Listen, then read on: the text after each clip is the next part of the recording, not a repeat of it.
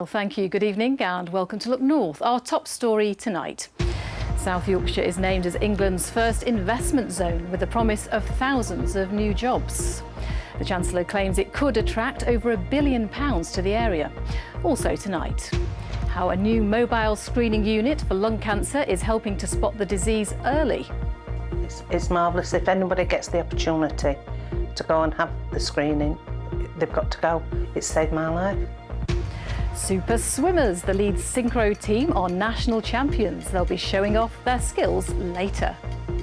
And find out about the latest instalment from the Kirklees Year of Music. Don't be sheepish. Join us soon. And it's been a cloudy and wet day today. The only thing that was bright in the sky were these brollies in the centre of York. A mixture of sunshine and showers for the weekend. We've also got a spell of windy weather too. I'll be back later in the programme with your full forecast.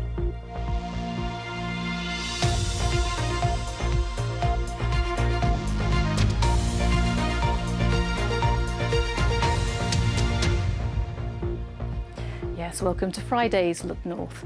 Thousands of new jobs and over £1 billion in investment could be on the way for South Yorkshire after it was named as England's first investment zone. Centred around the Advanced Manufacturing Research Institute in Sheffield, the project is part of the government's Levelling Up agenda. Official figures show advanced manufacturing contributes £4.5 billion a year to Yorkshire's economy, way behind other regions in England. On a visit to the region, the Chancellor told us the first investment zone could create 8,000 new jobs, as David Rhodes explains. What will the future look like? Here in South Yorkshire, they are designing it. So this is a Rolls-Royce jet engine that you identified. This is the front part of the fan case. The technology behind tomorrow's trains, planes and automobiles have a home here, along with one of the world's biggest companies. We're learning how to produce safely more sustainable aircraft at lower costs and with energy efficiencies that will meet our sustainability objectives for the future. The concept is simple. The government believes investment zones will boost the wider regional economy.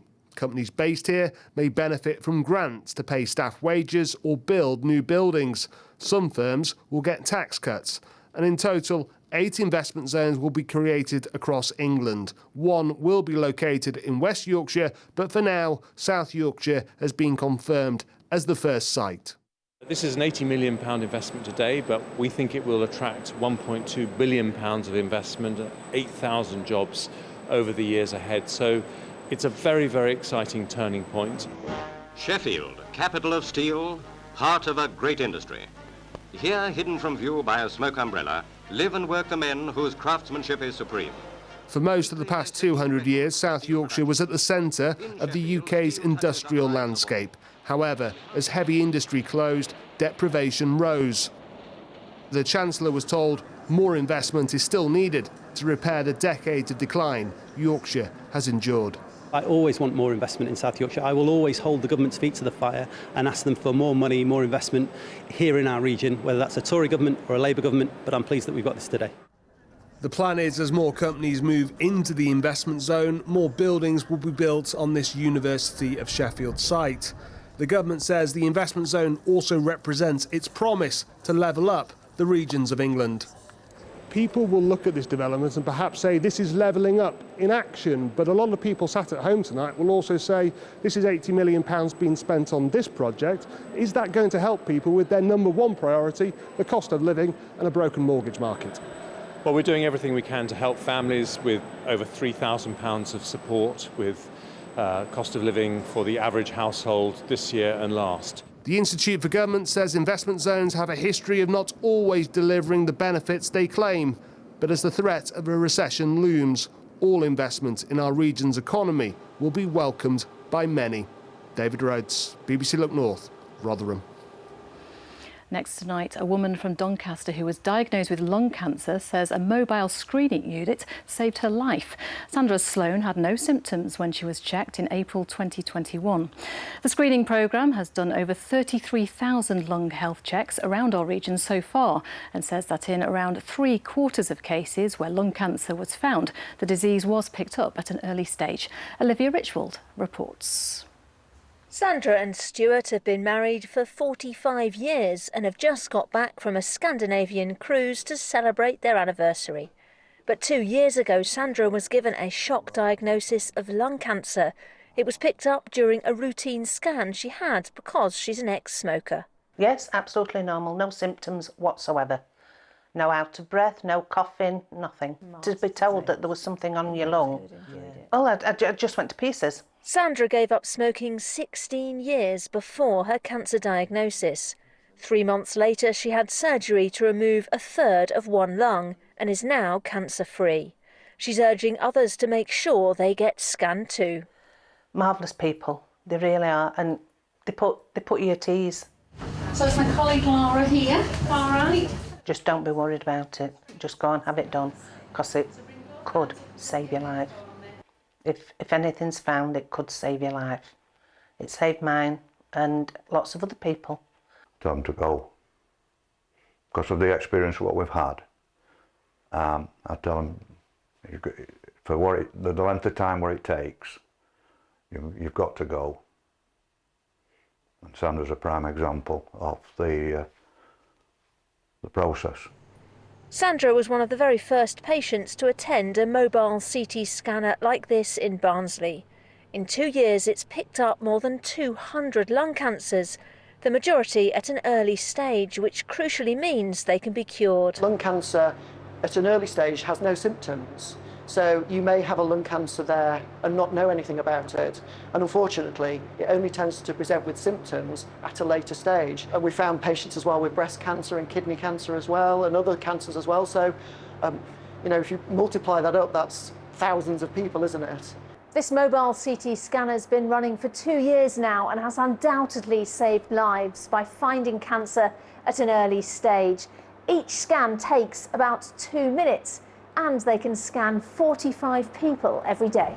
After success in South Yorkshire, it's hoped that these scans will be offered across the whole country within 5 years. Sandra and Stuart say they're lucky and want others to go for a scan if they're offered the chance. Olivia Richwald, BBC Look North, Doncaster. Yes, incredible work being done there. Well, earlier I spoke to Rachel Avery from the Roy Castle Lung Cancer Foundation, and I started by asking her what symptoms people should look out for. Well, the thing with lung cancer, there can be many different signs and symptoms. So I think a lot of people will be aware of a persistent cough. And by persistent, we mean a cough that is lasting for 3 weeks or more. If people are getting out of breath and there's no real reason for that, or if they're losing weight or they've lost their appetite, they can all be symptoms.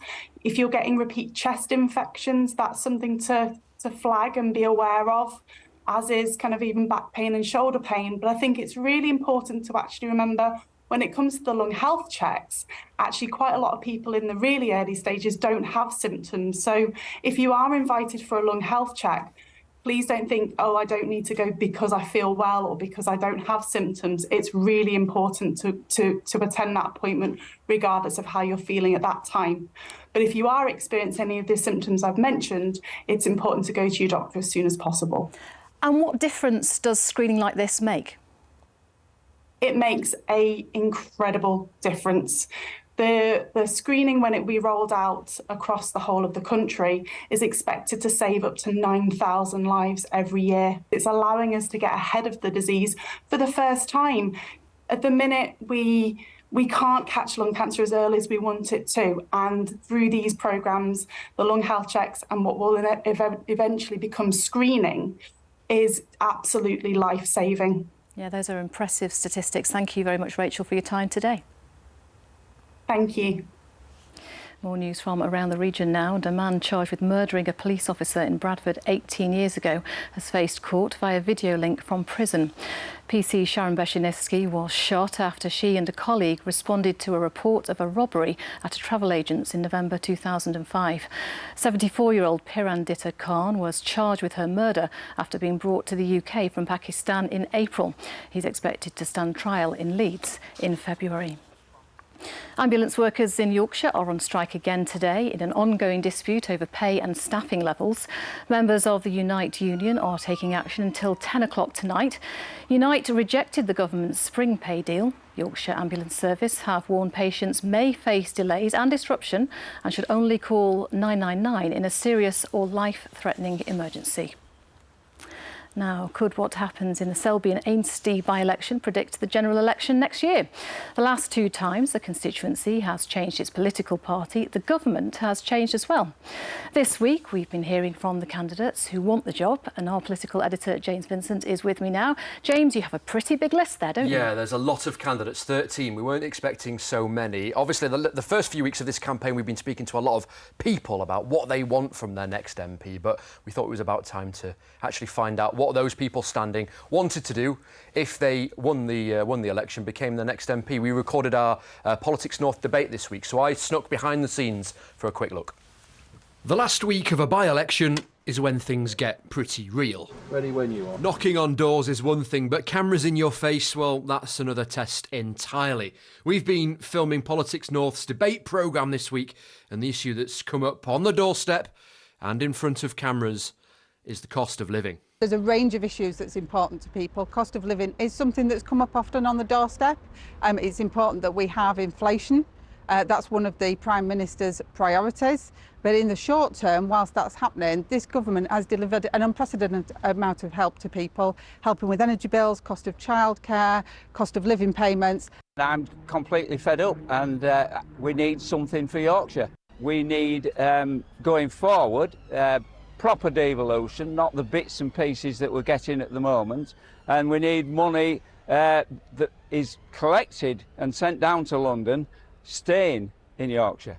I've pledged that the very first thing I will do on day one as being elected as the MP for this constituency is to set up advice hubs across this constituency so that people can access expert support on the cost of living, and that includes mortgages, energy bills and the price of food, because I wish the stories we were hearing were isolated ones, but people are massively struggling and they do need help from day one. As Lib Dems, we want to make sure that we support the people that are in most need. So what we would look to do is set up a mortgage relief fund for those in need.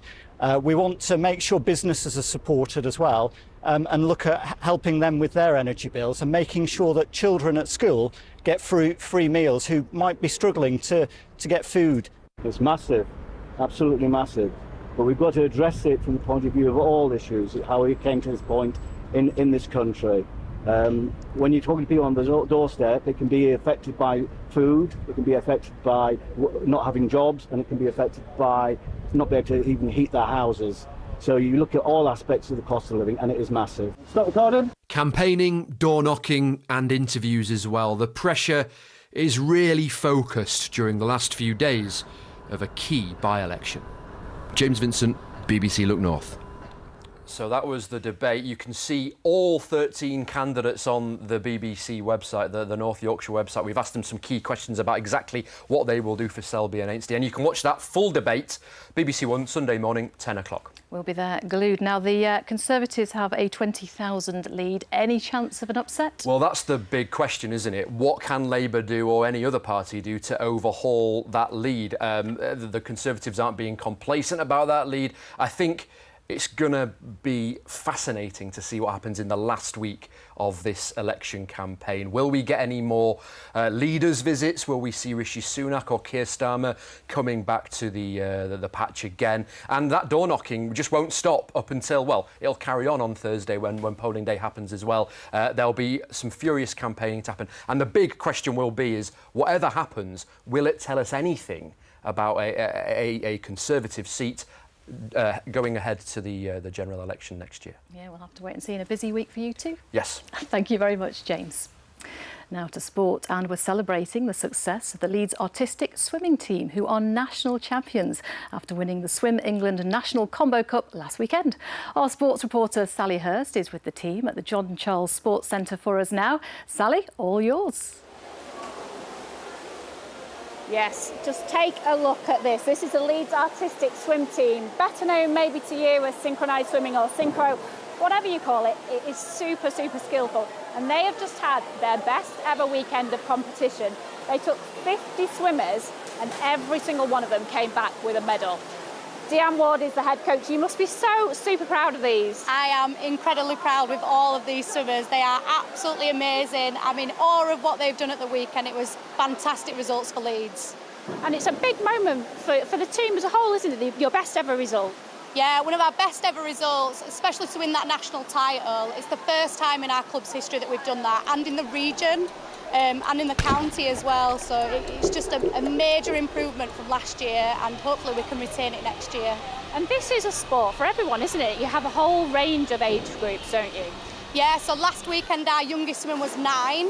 And our eldest swimmer was 79, so we've got a big age group at Leeds. It's fantastic. Yeah, tell me a bit about Jean. She's a bit of a legend in the club, isn't she? Oh, Jean is a legend. There was not a dry eye in the place after she finished swimming last weekend. She really commands the presence of the pool. The judges love her. She's getting higher every year, even though she's getting older. She's been around a long time, and she was one of the founding members of this club as well. So we love Jean. We love Jean. Let's talk to some of the other swimmers now.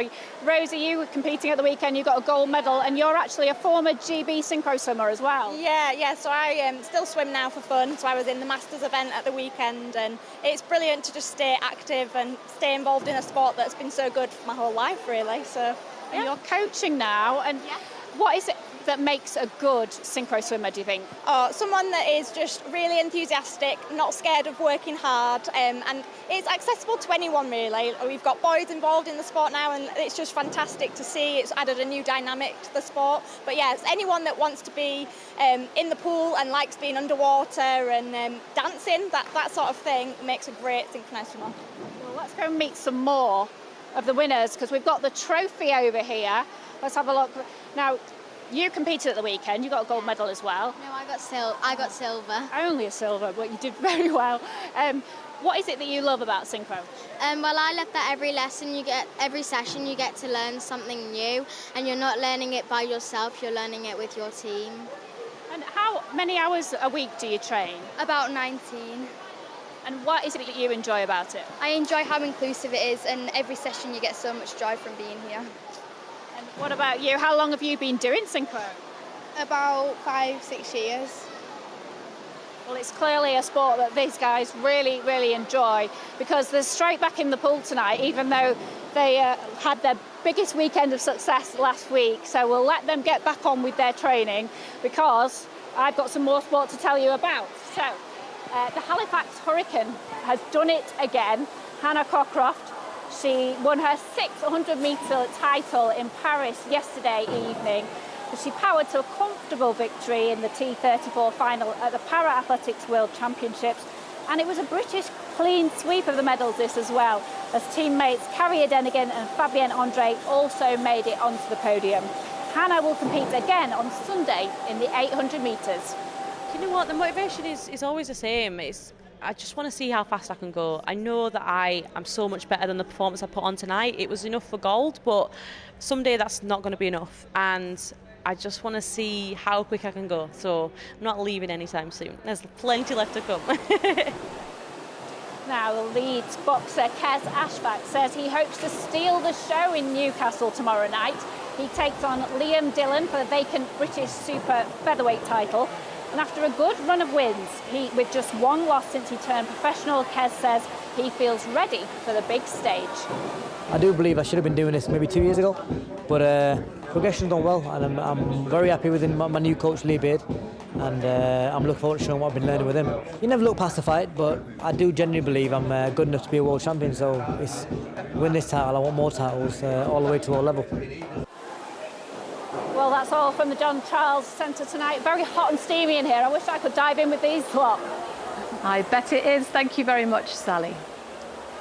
Now we're going to head back in time. 100 years ago, the burial chamber of Tutankhamun was entered for the first time in thousands of years. And to mark the centenary, a North Yorkshire tourist attraction has a special display. York Maze has recreated the Egyptian tomb in a 15-acre field. Phil Connell went to take a look. It's one of Yorkshire's most popular attractions, and for thousands of people who visit York Maze, there's a different theme each year. This year, it's the tomb of Tutankhamun, best seen from this bird's-eye view, a dramatic landscape that marks 100 years since the burial chamber in Egypt was found and opened. We normally pick an interesting anniversary or some big event to try and celebrate here at York Maze, and this year I was looking around and found that it's the 100th anniversary of the opening of Tutankhamun's tomb. And I've always loved Egyptology. I think, yeah, the whole mysteries of that culture and everything just fascinate me, and I think they fascinate a lot of people, so I thought, oh, we could do Egyptology. The maze is the size of 8 football pitches and is believed to be the biggest maze in Europe. There are 5 kilometres of pathways that wind their way through more than 1 million maze plants, which from the sky reveal an Egyptian secret that's thousands of years old. The tomb of Tutankhamun was discovered in 1922, but it was a year later when it was opened by adventurers Howard Carter and the 5th Earl of Carnarvon. If we go around, we can go up the stairs to look at the maze from above, because obviously in the field you can't really get a grasp on the scale of it. 100 years on, and the Earl's great-grandson has been in York to open this year's attraction and see how the maze has marked this special centenary. So what would he make of this, do you think? Well, I think great-grandfather loved creative ideas. He was a man of great spirit and adventure, and always fascinated by the latest technologies. So if you told him that you created a maze of the face of Tutankhamun using GPS to do it, he'd have been absolutely astonished. But on the other hand, he would have approved of the whole idea. York Maze will be open for the next 7 weeks, this ancient burial chamber ready to welcome a new generation of explorers. Phil Connell, BBC Look North, York. Wow, that's incredible, isn't it? Now I have some colourful competition behind me tonight, and if you live in Kirklees, you may have noticed that over the last couple of days you've had visitors. 23 huge musical sheep have been appearing as part of the Kirklees Year of Music. Nicola Rees has just sent this. There's loads of them. They're all over the place, and the sheer size of them, you just can't help but grin. Every one is a unique character. That's Dix. All colourful and majestic, and they've all got their own special soundscape as well. So let's find out a little bit more about the Herd project. Orlando, you brought it to life. What were we hearing just now, actually? Well, actually, we're hearing sheep, but we're also at the same time beginning to hear the sounds of a textile mill. Probably like 19th century sounds of a textile mill. And in a way, that's like the heart of this project. It's kind of investigating the history of Kirklees through music. So a mixture of music. Sometimes you hear a choir, a gospel band, but then you'll also hear a loom. Yeah, you'll hear a loom, you'll hear sounds of nature, you'll hear other industrial sounds. So yes, it's bringing together what I feel is the history and the music of Kirklees. Steam train there too. Steam train coming in, yeah. And they're perfect, aren't they, for having a selfie? You know, a little selfie with a sheep. That's what it's all about, isn't it? Very Instagram friendly. It's all part of Kirklees Year of Music. Naveed, tell us much more about that. Well, it's a whole year programme, and this is just one offer, and I just think it's so fabulous, and it demonstrates what can be done, what can be imagined, what can be real to bring us all together. And you know, Kirklees on the map. Kirklees, a visitor destination, and tourists from all over the country and nationally and globally should come here to see what we have to offer. And this is just one project in the Year of Music, a whole year of music. It's much more than giant musical sheep, much more. And they're all on their way now. Some are going on road, some are going via the waterways actually, the canal, and they're all moving towards Huddersfield, from Cleckheaton, from Batley, from Dewsbury. They're all meeting up there on Sunday for a big finale concert. It's completely free. Don't miss it. Go along and see these giant musical sheep. They are pretty special. I am desperately trying to think of a sheep pun and can't think of a single one, so I'll just move straight on to the weather. Keely, we've got some soggy sheep there. Keep it simple. Yeah, it's been a dreary day, hasn't it? For most of us, it's been pretty miserable. The only bright thing in the sky were these umbrellas in the centre of York. And actually, most people's umbrellas, if you're anything like me, were blown in and out about four or five times on my lunch break today, because it did turn out to be quite blustery as well. Some rather menacing-looking thundery clouds or rain clouds across Scarborough or above Scarborough there in our second picture. You can keep your pictures coming in. Hopefully there'll be a few more nicer scenes to take pictures of through the weekend. On Twitter at Keely Donovan, on Instagram Keely.Donovan. I'm also on Threads. I've no idea how to use it. And then there's the Weather Watchers website as well. So it does look like the weekend will remain unsettled. I think today is probably the worst day that we'll have, but tomorrow still does look unsettled. It's going to be windier tomorrow, so a blustery day to come, gusts potentially touching gale force in exposure. There'll be a mixture of some sunny spells, but also some showers, and some of the showers could well be heavy and thundery. It's all because low pressure is dominating our weather, fairly tightly packed isobars tomorrow. It moves off to the northeast, so those isobars relax, a less breezy day on Sunday. But I'm afraid it does look unsettled right the way through next week, and temperatures a little below par 2 for the time of year. So this is the satellite picture from earlier. You can see the whole of the British Isles had a lot of cloud, so it's been a cloudy day. It's also, for most of us, been a wet day. That rain could be heavy in the short term, but you can see quite quickly clears away through the night with clear spells. A windy night to come, particularly along the coast, and we might just see a few showers starting to make their way in from the west later in the night. Temperatures fairly mild, down to around 12 or 13 degrees. So let's have a quick look at those high water times at 3:30 on the nose in Filey and at 6 minutes past 3 in Whitby. So tomorrow, a windy day, particularly gusty, I think, along the coast. We'll have a mix of sunny spells, but also a scattering of showers, and some of those showers could be heavy and thundery at times as well. And it will be a little bit warmer for most of us tomorrow. Temperatures getting up to around 18 or 19 degrees. But remember, with the strength of the wind, it will feel a little chilly. Having said that, the wind is from a relatively mild direction. Looking further ahead into Sunday, it won't be as windy, but it will still be breezy. So a day on Sunday, once again, of sunny spells and scattered showers. A similar theme for most of next week, with temperatures remaining below average. Amanda. Oh dear, and a big Children's Day event at Roundhay Park tonight too, so pack your umbrella. That's it from us. Thank you for your company. We'll be back with the latest news and weather just after 10 o'clock. Hope you can join us then. Goodbye.